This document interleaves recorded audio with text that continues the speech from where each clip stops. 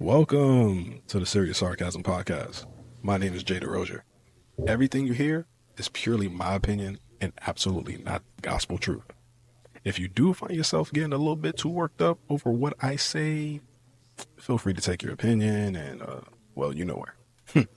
Now that we got that straightened out, sit back, relax, and you might want to get yourself some popcorn because it's going to be a long one. Enjoy the show, y'all.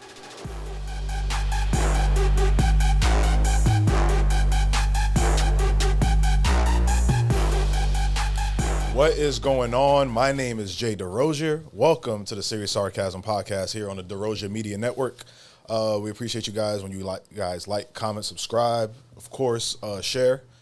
But every week we are always joined by somebody special, and that person is the voice of God, the podcast, Dr. Phil. Yo! How you doing today, man? Hey, man, it's been good, brother.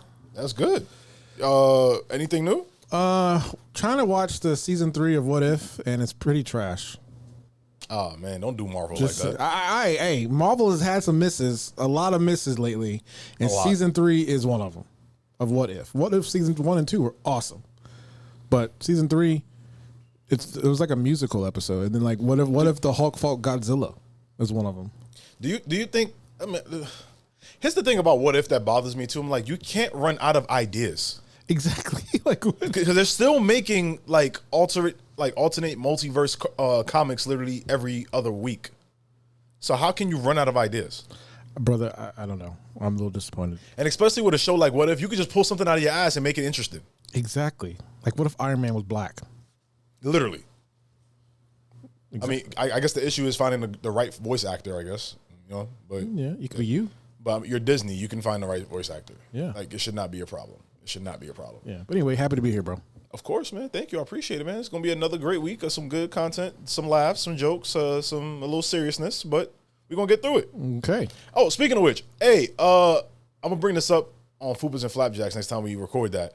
But there's a test, like an online test called like a purity test, right? Oh no. It's like 100 questions, right? 100? But it's like it's not yes or no questions, but it's literally the question is asked and you check it if you did it, or you leave it unchecked if you didn't do it, right? Like murder? Yeah, Have you committed murder? Check yes or no. No, it's like if you sniff coke before, if you've had the threesome, if you've done anal, like shit like that. Out of those 3, have you done any of those? Coke, no. What was it? Murder? So if you sniff coke, if you've done anal, had a threesome, I've never okay. sniffed coke before in my life. Oh, okay. I've been offered plenty of times, but no. Okay. Just not my thing. Sure. Listen, I don't do the white girl. I'm good. The booger sugar is something I stay away from. Booger sugar. The booger sugar, man. Okay. Booger sugar. All The pixie dust. You know what I'm saying? Stay away from that stuff. Okay. Stay away from the Pixies, too. That part too. Tinkerbell could kiss my black ass. But the reason I brought it up is because the other day, a group of people like asked me to do it, so we were doing it as a joke to see who can get the, I guess, lowest score, because the lower your score is, The more pure you are?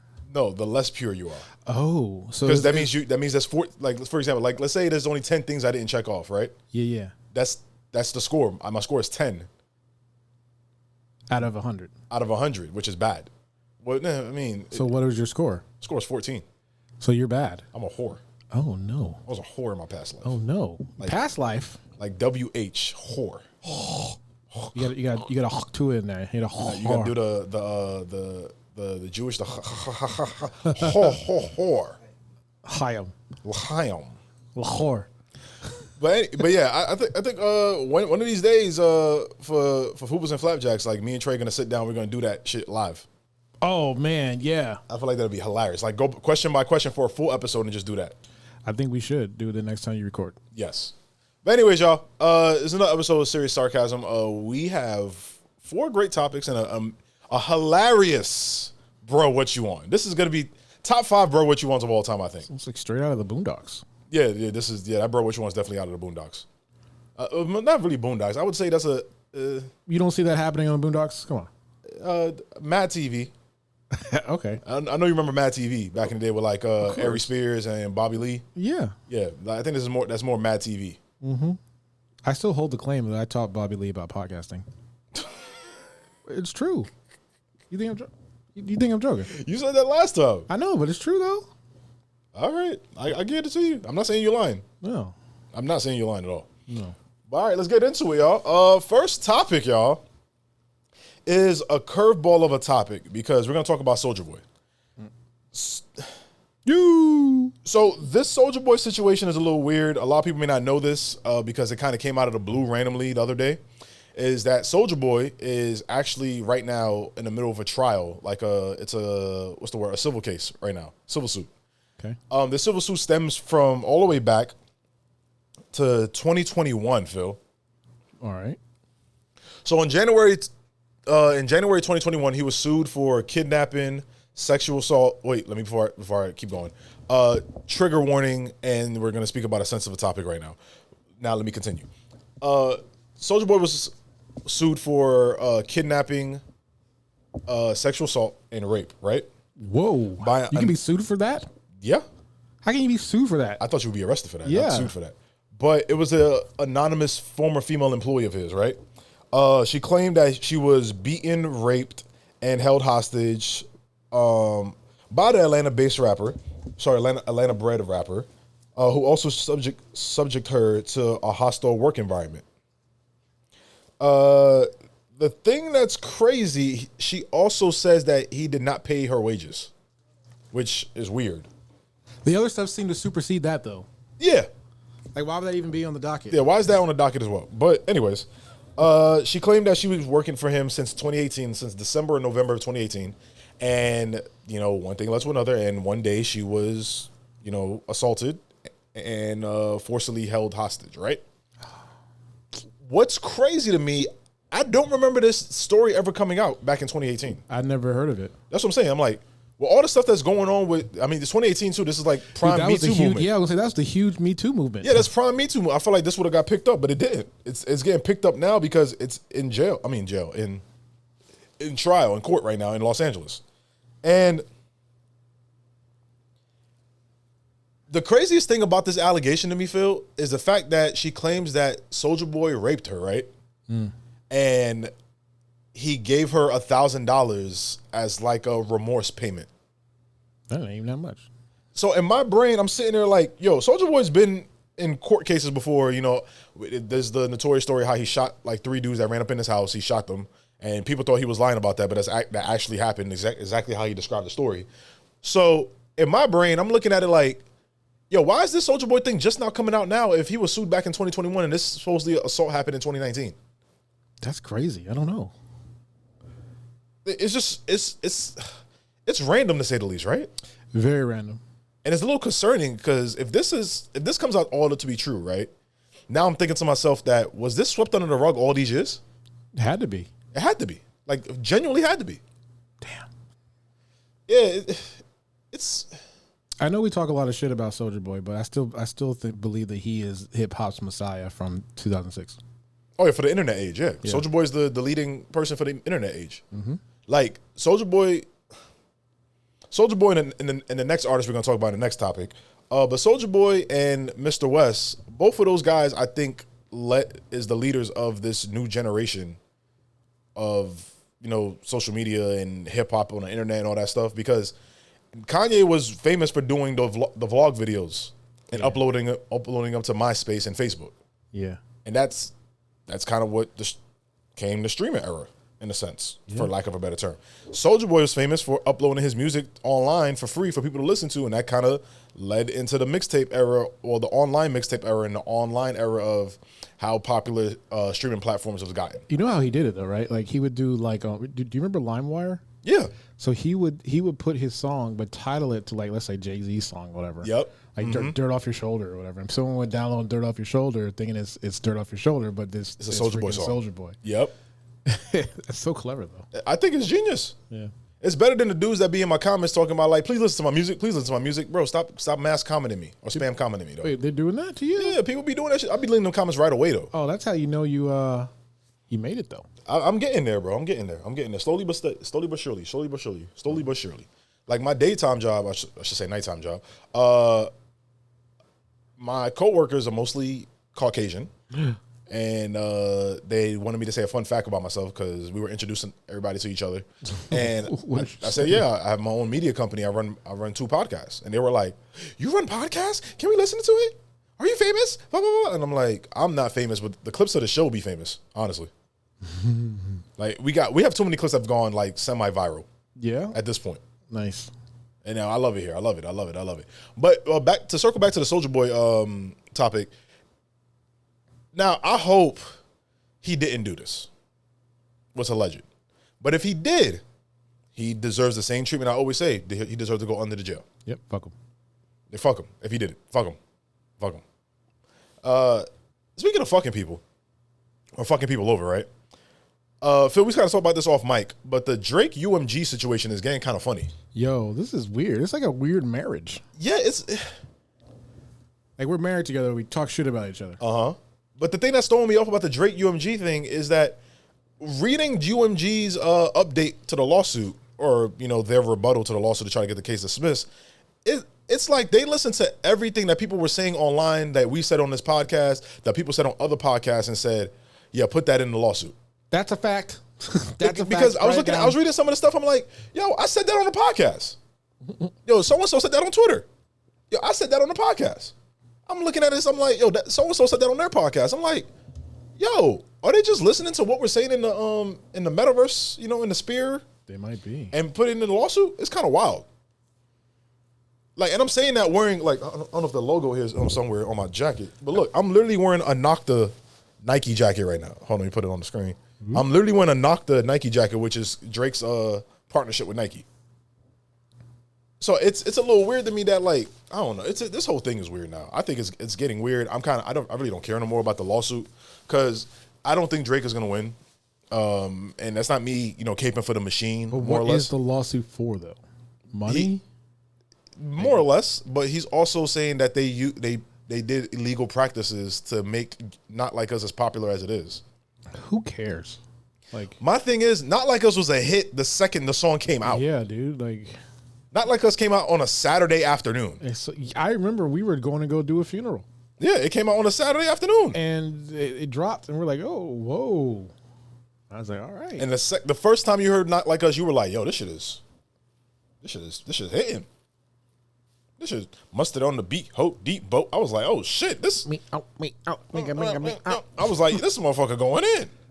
And granted, I will say this though, it's officially the best diss song of all time. Number 2 is Hit 'Em Up, right? Because Hit 'Em Up, that's why I fucked your bitch, a fat motherfucker. Get money. Even better than Ether? Yeah. Okay. I think Ether is number 3 on that list. No Eminem diss tracks? Actually, no. Ether is number 4 for me on that list. I like Takeover more than Ether. Really? Because I think Takeover's like this part away to the side. Put this part to the side for Ether and Takeover. Takeover is a better song than Ether. Like, it's just a better song than Ether. Ether is a better diss. There's no discussion on that. Okay. But Takeover is a better song. It's a better beat. Also, Mr. West produced Takeover, which is crazy. Hindsight being 2020, that Kanye West produced Takeover. You know what I'm saying? But yeah, Not Like Us number 1, Hit 'Em Up number 2. No Vaseline's number 3. Actually, I take that back. Yeah, No Vaseline's number 3. Phil. All right. From Ice Cube. Mm-hmm. Yeah, what's another good diss track? Oh, that's a good discussion to put in the comments there. Oh, that's a draft day. That's a draft day. We're gonna do that for a draft day. Okay. All right. Drafting the best diss tracks of all time. All right. Bring us some country songs too. That's fine. Listen, one of the best diss tracks of all time is Miley Cyrus. I Can Buy Myself Flowers. She dissing Bruno Mars? No, she was dissing her ex-husband, fiance. I know, but never mind. Didn't Bruno get a Grammy for that? Because she won a Grammy for that. I think so. Yeah, Bruno got a Grammy for that. Yeah, man. It's crazy when you see certain award shows, like people winning Grammys, and then you'll see like, oh, this person was the sample artist or wrote part of the song, and you're like, I would never thought that person wrote this song. Anyways, since we're staying in the music, let's stay in the music real quick. We're gonna talk about Mr. West. So for those who don't know what I'm talking about Kanye West, but I gave him a new nickname. His new nickname is Sawitka West. Sawitka West, right? Mm-hmm. That makes sense. We're probably gonna get flagged on YouTube for saying that, but I don't care. The reason why Kanye's in the news again, man, And I'm personally sick of talking about Kanye, but let's get it, man. Yo, the reason why Kanye's in the news today, guys, is because Kanye thought it would be cool to go on another Twitter rant, like he always does to try to get attention. This time, his targets, for lack of a better term, were Jay-Z and Beyonce's kids, Playboy Cardi, Iggy Azalea.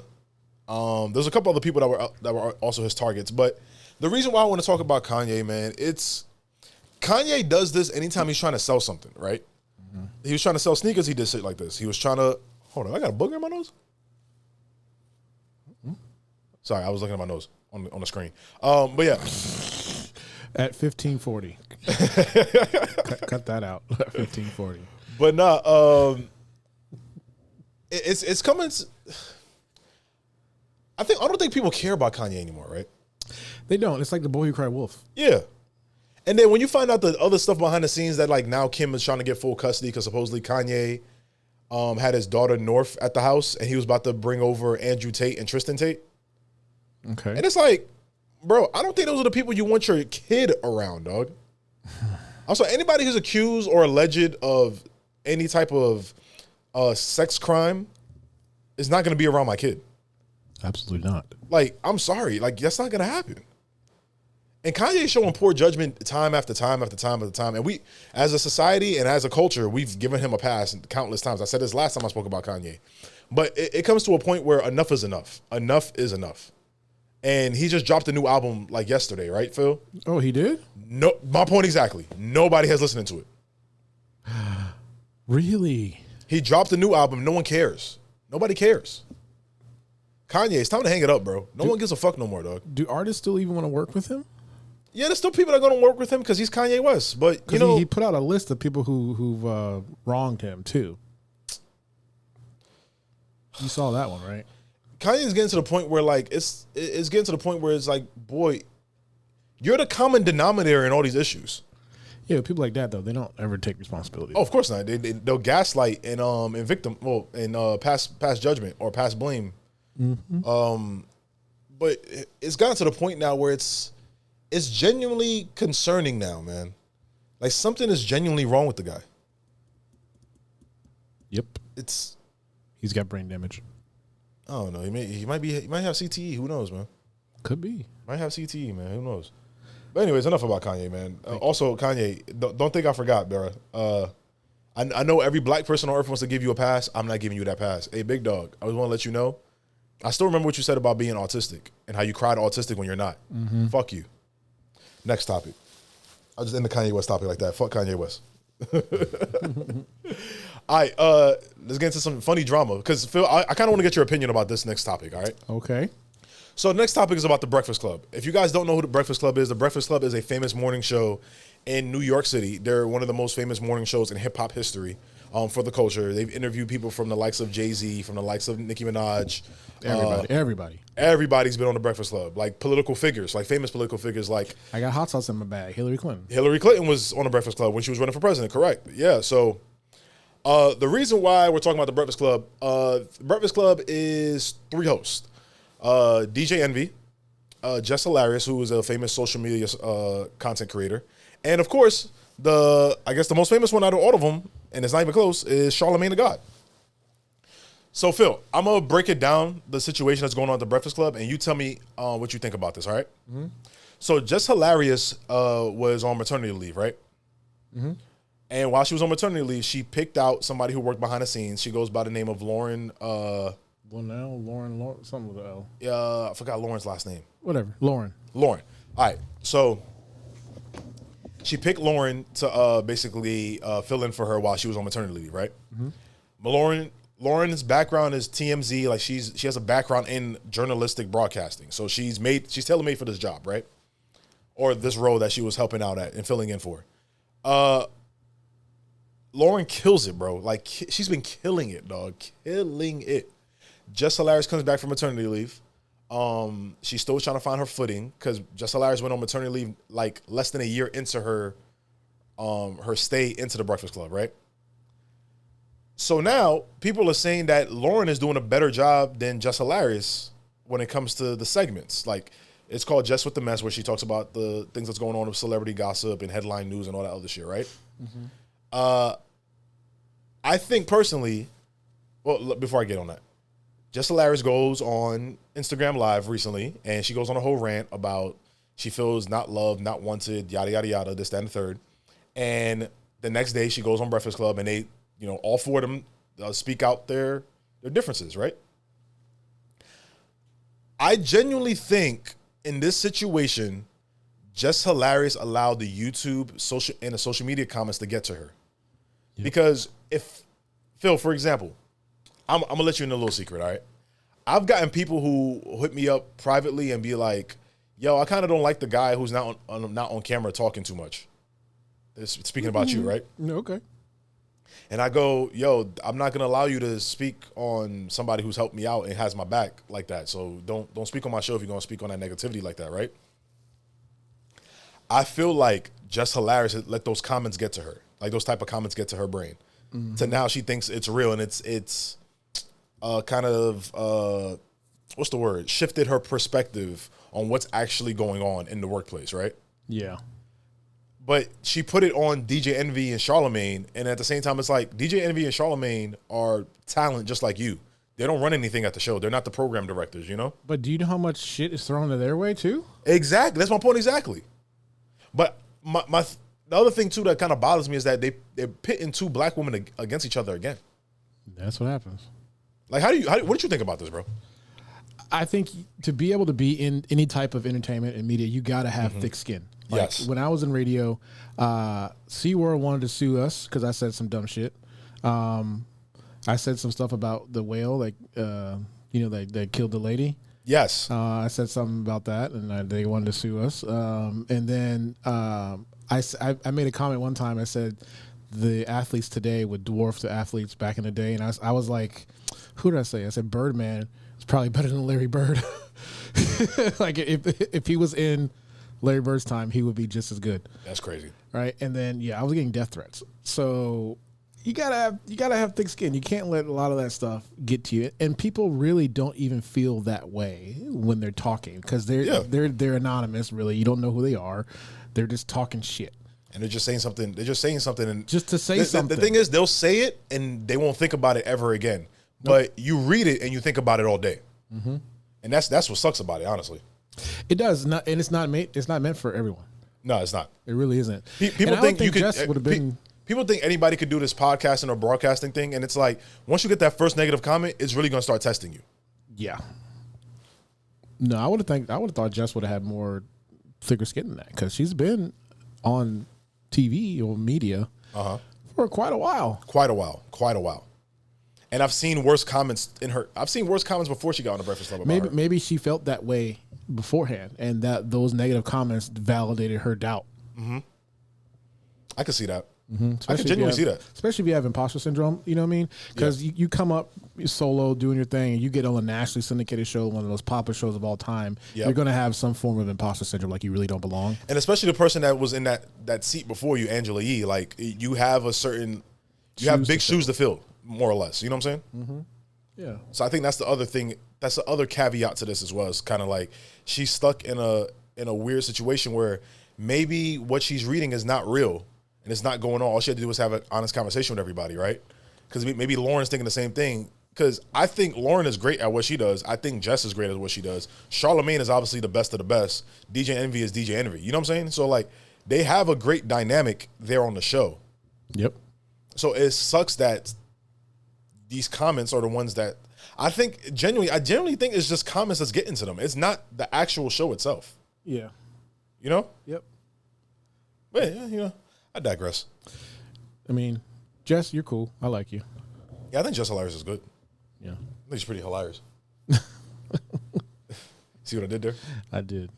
All right, Phil, last topic. Since we're talking about how social media plays a part in feedback, you want to talk about DEI in video games? Yeah, I don't want to talk too much because I want to piss that person off that you said I talk too much. So, no, you're good. Fuck that person. No, I checked that person. I was like, fuck that person. Yeah, I know. All right, so we're gonna talk about DEI in video games. Before, oh, you're good. Before we really get into it, though, Phil, I want to ask you a question. Okay. When it comes to video games, you want your video games to be entertaining, right? Yep. If it's a time, if it's like a period piece, you want your video game to be as Like accurate? like accurate, but still be in the realm of like just having fun, right? Yeah. Because it's not a movie, it's not a biopic, correct? Correct. So why the fuck everybody's mad about Assassin's Creed? All right, you gotta give them some preference there. All right, so ladies and gentlemen, Assassin's Creed released their new game recently. It's called Assassin's Creed Shadows. It takes place in Tokyo, Japan. I forgot the era. Feudal Japan. Yeah, feudal Japan. That's what it's called, right? Mm-hmm. It takes place in feudal Japan. The main character of the game is a samurai, Sasuke, who is a black man. Sasuke is a real historical figure. He was a slave that ended up in Japan, and he ended up being a samurai. This is actually all accurate, mind you. Make sure you say that's real again for the people in the back. For the people in the back, this is all accurate, by the way. The other person in the game, because you play as two characters, is a female ninja. Right? Phil, you still following me? I'm following. Okay. So when the first trailer of this show came out, this game came out months ago, almost a year ago at this time, right? The first trailer came out, right, Phil? Like almost a year ago? Yep. It had nothing but negative backlash. And it was mostly the gaming community who is shown left and right and time again to be nothing but hidden Trump supporters who are just incels are upset about it. For example, we all remember when Miles Morales' Spider-Man game came out. People were still upset about that, which I don't understand why. Because Miles Morales has been in comics since 2005, 2006. Mm-hmm. Now with this game, Assassin's Creed I'm talking about, people are upset that, it's a black character or black samurai you're playing as. But, Phil. Go ahead. We care about historical accuracy, right? Yeah. All of a sudden. There's been plenty of Assassin's Creed games that have not been historically accurate at all. Most of them. But you're playing with the majority of them, 95% of them, have not been historically accurate at all. But because you were playing as a white male, it was cool. Right, Phil? Yeah. But this time around, you're playing as a historically accurate figure that is a black man, a black samurai, mind you, and you're upset about it now. If you don't get the crusty chips, dust off your fucking fingers and actually go outside and touch grass, you will understand how ridiculous a lot of you guys sound. And then, Phil, there was a tweet, right? Oh, my Jesus. Oh, I'm excited about this one. Phil, there was a tweet, right? Okay. Sorry, let me back up. The camera went unfocused. There was a tweet that went, not viral, but it went kind of popular, where a guy tweeted a clip from the game of the samurai, I guess, romantically being involved with the female ninja, right? Okay. But if anybody knows Assassin's Creed, in order to get to that point where you're in a relationship with another character, you have to do certain steps to get to that point. Mind you, romantic relationships in Assassin's Creed games are all optional. You don't have to pursue them. So people are calling it, oh, it's woke. You got this black character who's not even a real samurai dating a non-binary person. And no. It's like, you chose for that character to start fucking that other character. So how the fuck is that the game's fault? You chose to do that. Am I wrong, Phil? No, and it's not like that's the first game that ever had, like, no one bats an eye when you're fucking an alien. Yeah. No one batted an eye when The Last of Us had 2 gay characters in it. Dude, or Mass Effect, or any of these games. No one cared. No one fucking cares, bro. And then to the video game community, bro, y'all got bigger shit to worry about, bro. There's not enough video games being produced for you guys to be pissed off about this one game. Nope. Like, genuinely. There's not enough video game studios around anymore because all of them are getting bought out and absorbed, right? Absorbed. Sorry, It's okay. my Brooklyn accent comes out sometimes. Brooklyn. But they're being absorbed by these bigger conglomerates and bigger gaming studios. So you're upset about this Assassin's Creed game. Don't be upset if Assassin's Creed said, fuck it, we're not making another game ever again. You guys will be pissed off about it. Right, and it whined too. Yeah. and whine and cry like, why would they do this? Oh my God, I can't believe it. Oh my God, they're quitting on us. They're leaving us alone. It's because you niggas bitch and moan about everything. You know, people, everyone's always bitching and moaning about shit, bro. Bro, you know people are bitching about the WWE 2K game, right? The new one. Yeah, because now you can do intergender matches again. Yeah, so they're upset that like now I can play as Kurt Angle and hit Rhea Ripley, make her bust open. Yeah, hit Rhea Ripley over the head with a chair. Yeah, like you upset that I could play as Trish Stratus and F5 Brock Lesnar off the top of the ropes or some shit. Like, yeah, always mad about something, bro. Yeah. Jesus Christ, Lord Almighty, dog. Anyways, y'all, let's get to the bro. What you on? What you on? All right, y'all. This bro, what you on, is utterly hilarious. Phil, you're a business owner, right? Correct. How far of a length would you go to like get your money back or confront somebody that owes you money? I hate chasing people for money, which is why people have to pay me in full before they come here. Before they come record, right? Yep. But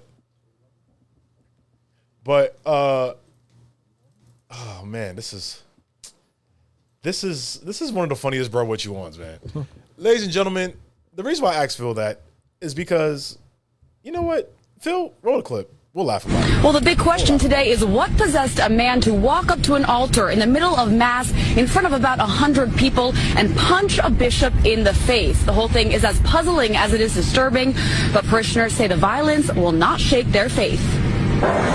May Almighty God have mercy. The prayers of Bishop Manuel Cruz were cut short Saturday when a man dressed in a white coat with matching hat saunters to the altar and punches him.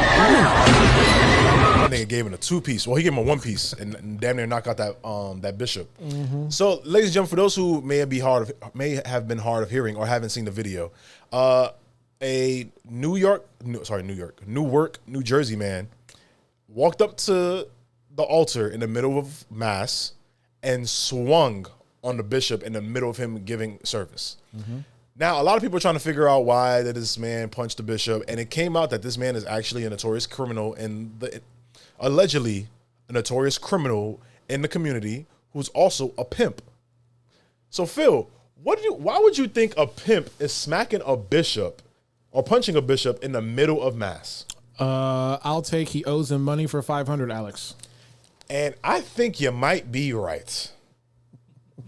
I think you might be right. The bishop probably on a Saturday night, was out here getting some tail, owed that pimp man money. And that man said, "I'm gonna see you Sunday morning in mass, and you gonna catch this 2-piece no biscuit." And he put the paws on the bishop, dog. At least he wore all white. And he did wear all white, bro. You gotta be another type of asshole to wear all white, right? To church, knowing that you're not pure. If you're allegedly a pimp, mind you, you got to be another level of smartass to do that, right? Walk up to the bishop and just cock him at mass. Mind you, this Phil, there were about 2 or 3 police officers in uniform at the church when he got punched. That's why you see in the video the police officer standing right behind him and grabbed him right away. They couldn't believe what was happening, and that's why. Yeah, I think everybody in the church was like, "Why is this man walking up to the front of the altar? What the hell's going on? What the hell's going on?" And he just, bing, in the words of Kendrick Lamar, bing, bop, boom, boom, boom, bop, bam, the bishop. This is crazy, dog.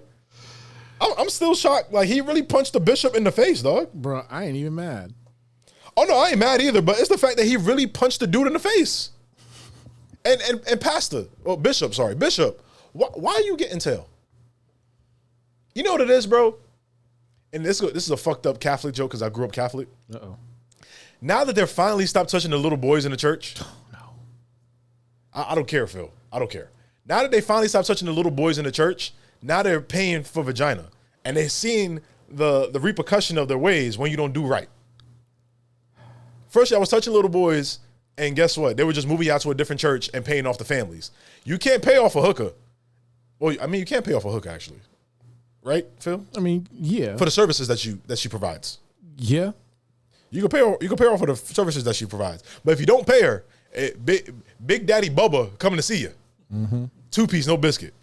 Anyways, y'all, this has been another great episode of Series Sarcasm Podcast. Phil, anything you want to say before we sign off, Doug? I would do it. What? Punch him. Punch the bishop? Yep. Oh, yeah, I would have punched him too. You owe me money. You catching 2-piece. Heck yeah. Anyways, y'all, please like, comment, subscribe, share episodes, share clips. We're almost at 500 subscribers on YouTube, and we're so close. We're so close. Let's go, man. So close, so close. We're almost there. We're almost there. We appreciate you guys' love, support, everything that you guys give us here. We do have an announcement coming up very soon in the next coming weeks. When this announcement comes out, it's something that a lot of you guys have been commenting about and asking about, and I'm so happy that I'm going to be able to provide this for you guys. And it's coming in a couple of weeks. Be patient, and you guys are going to love it. But besides that, man, thank you guys for listening and tuning in to another episode of Serious Sarcasm Podcast here on the DeRozier Media Network. My name is Jay. You guys have a great day, all right?